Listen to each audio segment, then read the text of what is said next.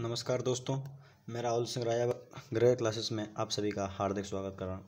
दोस्तों, जैसे कि हम ग्रुप डी क्वेश्चन कर रहे थे, तो आइए शुरुआत आगे बढ़ते हैं उन्हीं क्वेश्चनों के साथ। पहला क्वेश्चन है कि निम्नलिखित में से किस व्यक्ति ने पोलियो का टीका विकसित किया है। ऑप्शन ए है Alfred B Nobel, B Jonas Edward Salk, C Marie Curie या डी लुई पास्चर। तो दोस्तों, इसका जो आंसर है वो है जोनास एडवर्ड साल्क। किसने की थी? Jonas Edward Salk. दोस्तों, ये एक अमेरिका के वैज्ञानिक थे। ठीक है दोस्तों, तो इनका जो इन्होंने सफल परीक्षण किया था, ये उन्होंने अपने इस टीका का जो सफल परीक्षण किया था वो 1955 में किया था। किसमें किया था?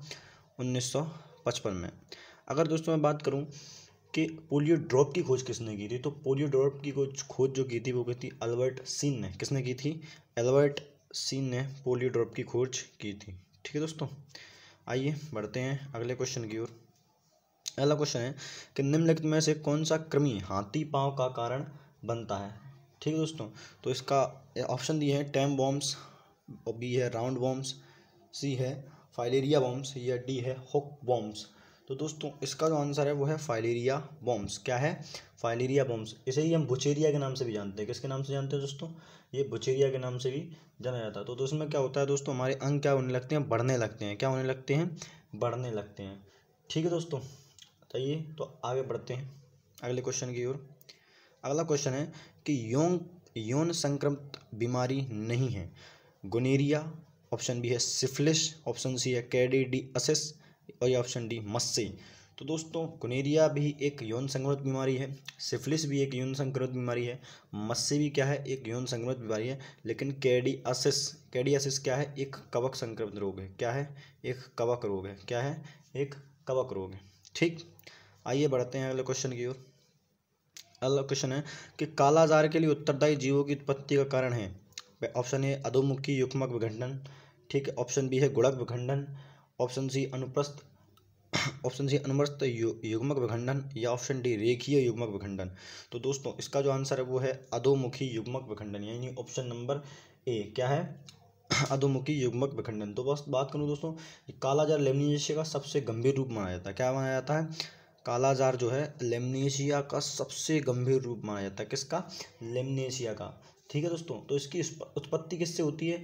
तो इसकी उत्पत्ति डोनोवानी नामक एक परजीवी से होती है। क्या होती है? डोनोवानी नामक एक परजीवी तो है, परजीवी होता है जिसके काटने से क्या होता है? कालाजार रोग होता है। ठीक है दोस्तों, और ये करता क्या है? तो ये इंसानों की जो इम्यूनिटी सिस्टम है उसको कमज़ोर कर देता है। क्या कर देता है? इम्यूनिटी सिस्टम को कमज़ोर या संक्रमित कर देता है। ठीक, आइए बढ़ते हैं अगले क्वेश्चन की ओर।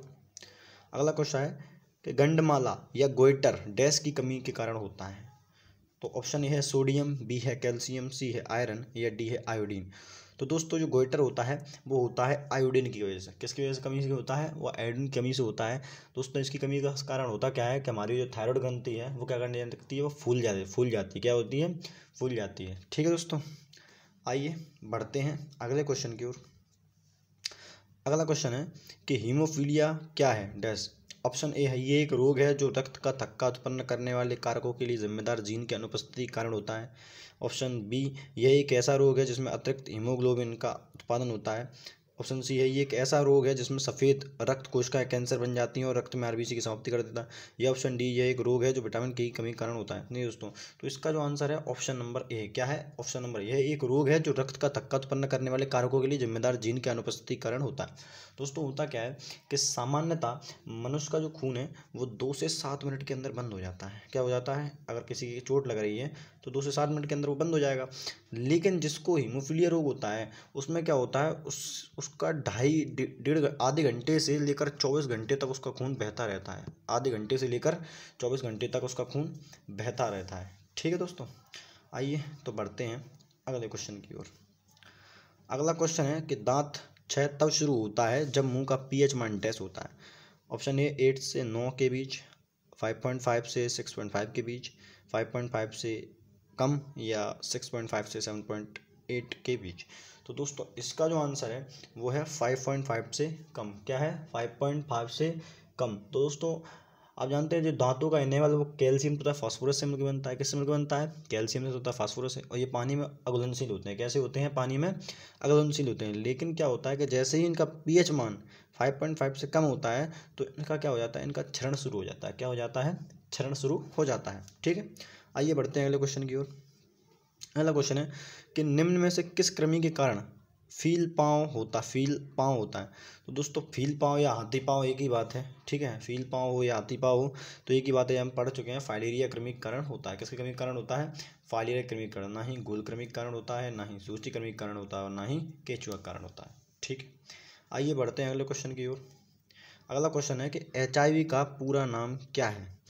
तो दोस्तों HIV का ऑप्शन ये है ह्यूमन इम्यूनो डिफिशियंसी वायरस।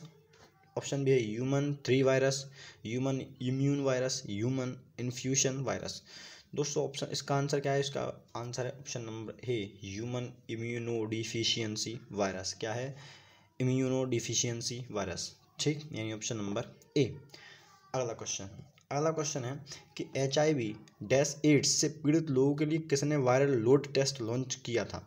तो दोस्तों ये किया था हमारे केंद्रीय मंत्री, उस समय के केंद्रीय मंत्री डॉक्टर हर्षवर्धन ने। किसने किया था?